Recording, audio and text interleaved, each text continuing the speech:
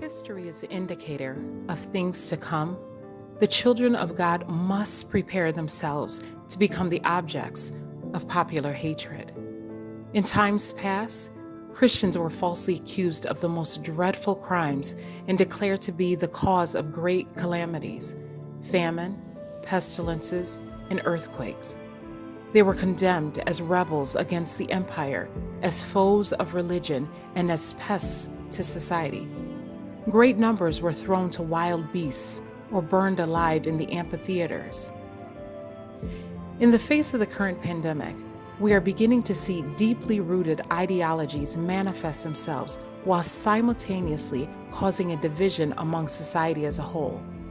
What we are now witnessing will lay the foundation for the implementation of the mark of the beast and the subsequent persecution of God's commandment-keeping people.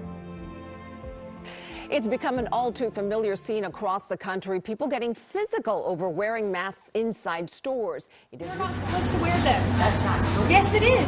Yes, it is. Even the school requires children under the age of 10 not to wear them. So why would I make them wear them? Why? It's ridiculous. You're so ridiculous.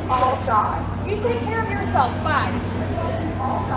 You're going to kill me. That's such a great thing to say to someone. The Summit County Sheriff's Office investigating an assault over a face mask. A woman was shopping at the Kimball Junction Walmart that you see here right behind me without a face covering on, told police she couldn't wear one for medical reasons when she was assaulted by another customer. This Trader Joe's shopper confronted for not wearing a mask in the store. She claims she has a medical reason not to. I have a breathing problem. My doctor would not let me wear a mask.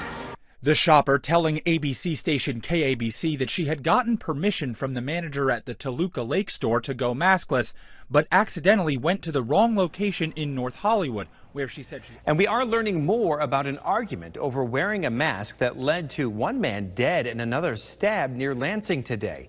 It happened in the parking lot of a store in Diamonddale. Police are under investigation over the handling of a confrontation with a woman caught without a mask. Video shows an officer holding the woman by the throat after she resisted arrest.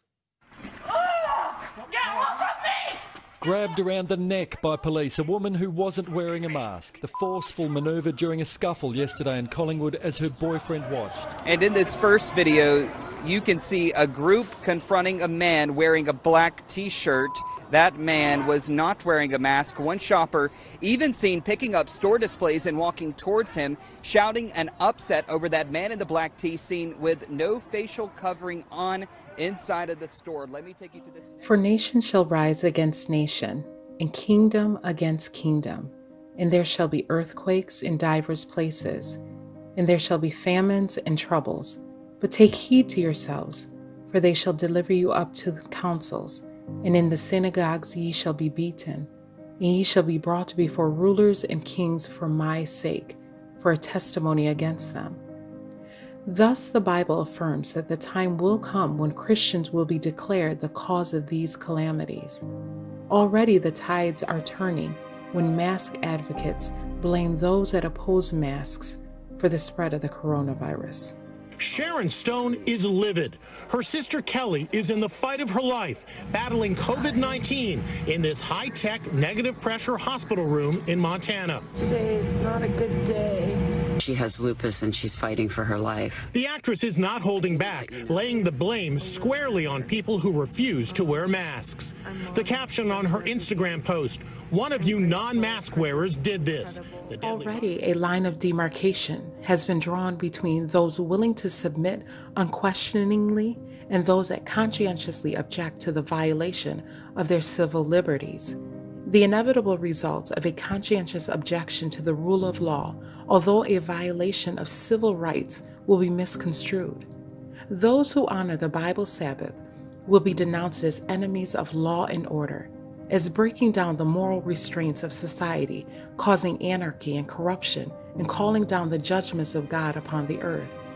Their conscientious scruples will be pronounced abstinency, stubbornness, and a contempt of authority. They will be accused of disaffection towards the government.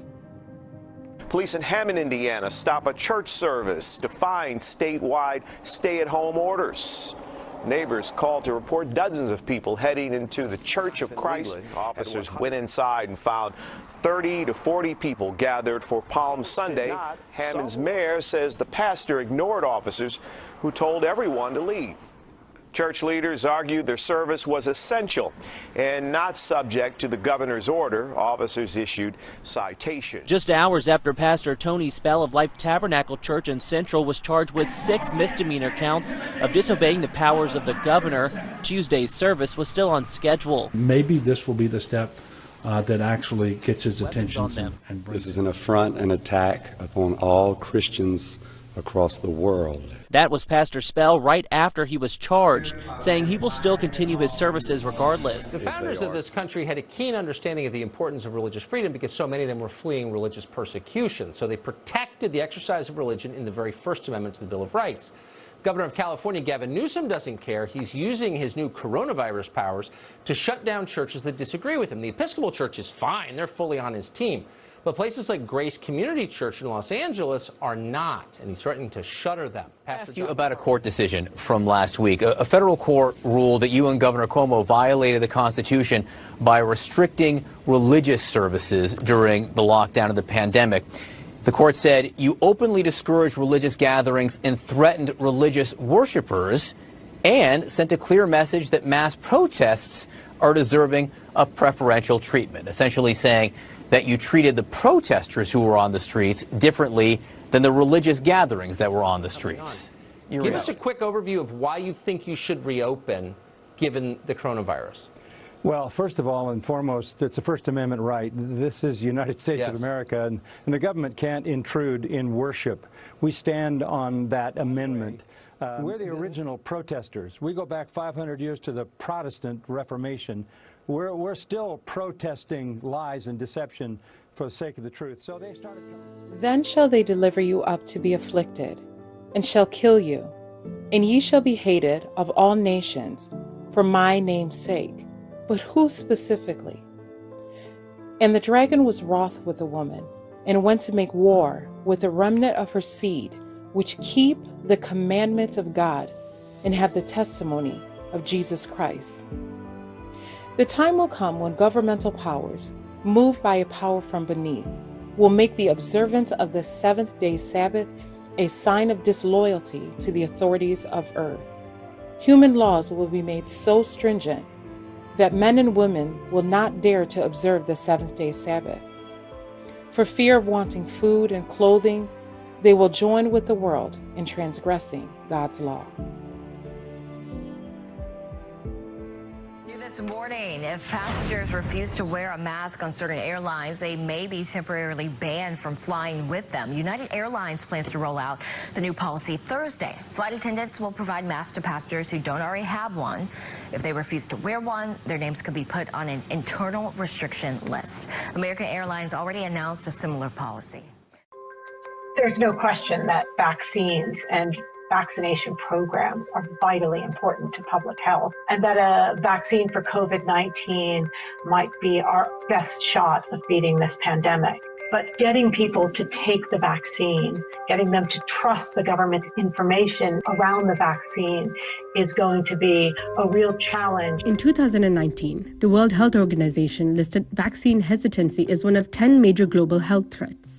As a result, governments around the world were considering policies that would make vaccinations mandatory. But during the coronavirus pandemic, the threat of the anti-vax movement, or those who oppose vaccines, looks more imminent than ever before. Vaccine promoters say that countries need to start developing vaccine policies and programs now to counter misinformation. But what's worrying public health authorities is the possibility that a significant number of people may decide they don't want to be vaccinated. Because there's all these anti-vaxxers now, isn't it? Well, Marina can tell you a little bit about how we... Would you consider making incentives for people to be vaccinated, such as no jab policy? We certainly would encourage as many people as possible. So would you link it to welfare payments, to school attendance, to travel, maybe even going to sporting events or restaurants? So, look, our first goal is to encourage as many Australians as possible, but we reserve the right, subject to medical advice, to take steps that might assist. The Gates Foundation are in favor of developing digital certificates that would certify that individuals, American citizens, have an immunity to this virus and potentially other viruses going forward, to then facilitate travel and work and so forth. Yeah, I'm very concerned about the slippery slope in terms of continuing encroachments on personal liberty. And the city government imposed one of the strictest lockdowns anywhere, enforced by Big Brother technology that's made a smartphone key to getting out. Where I'm going from and where I'm going to. Eventually, he downloaded a barcode on his phone that let him hit the road. Anyone traveling more than 100 yards from home in Moscow needs one. Police run spot checks on the streets. Even subway turnstiles won't open unless the rider has already logged the trip. QR codes have now become the passports that allow Chinese people to move around. To get into a shop, one must show a green health code proving good health. But for those who obtain a red code and are in good health, no explanation is given. This is the case for this man, who had no one to appeal to when he just finished quarantine after a trip to a different province. But a digital certificate to show who has recovered or been tested recently, or when we have a vaccine who has of people who've received it. That's his answer on Reddit, Ask Me Anything. They had a little forum. I'd be a little concerned about that and the tracking of people and so forth, generally, especially going forward over a long period of time. And at that time shall Michael stand up, the great prince which standeth for the children of thy people. And there shall be a time of trouble, such as never was since there was a nation, even to that same time. And at that time thy people shall be delivered, every one that shall be found written in the book. The time of trouble, such as never was, is soon to open upon us, and we shall need an experience which we do not now possess, and which many are too indolent to obtain. It is often the case that trouble is greater in anticipation than in reality, but this is not true of the crisis before us. The most vivid presentation cannot reach the magnitude of the ordeal. In that time of trial, every soul must stand for himself before God.